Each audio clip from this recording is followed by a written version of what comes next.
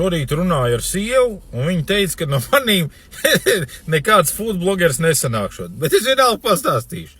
Es biju aizbraucis uz šito te vietu, jā. Un,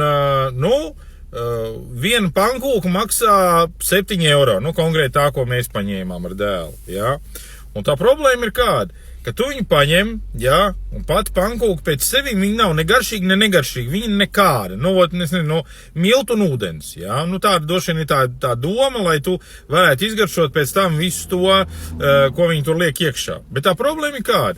Tu saņem šito te pankūku šitādā te smukā kārbiņā, jā, un tā pankūka ir salocīta, tā, ka viņa salocīta, lai viņa izskatās pēc šitāda te.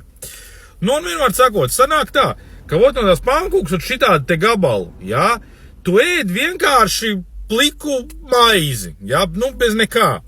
A te apakšā, viss tas, ko viņi tur sasmērējuši iekšā, tas viss notiek šitien apakšā, un te apakšā sakrājās viss tā zupa, jā. Respektīvi, pirmkārtām viņi ir neiedzīgi karsta, vienkārši tā kā lava, jā.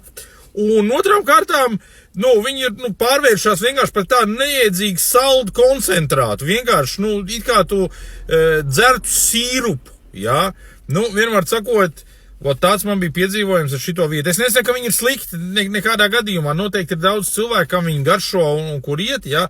Bet es to ideju vienkārši nesapratu šitai te produkcijai. Iespējams, ja viņi būtu kaut kā savādāk, teiksim, uz kaut kādu šķīvīšu nolikts, kur viņš tur varētu vienmērīgi kaut kā visu tur iztecēt, es nezinu, kā to pateikt, tad varbūt būtu kaut kā savādāk.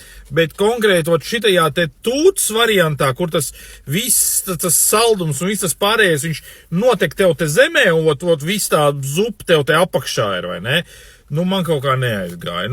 Tas esmu es saku, noteikti, ka daudziem garšo, jo vieta ir pieprasīta, bet man kaut kā neaizgāja. Sorry.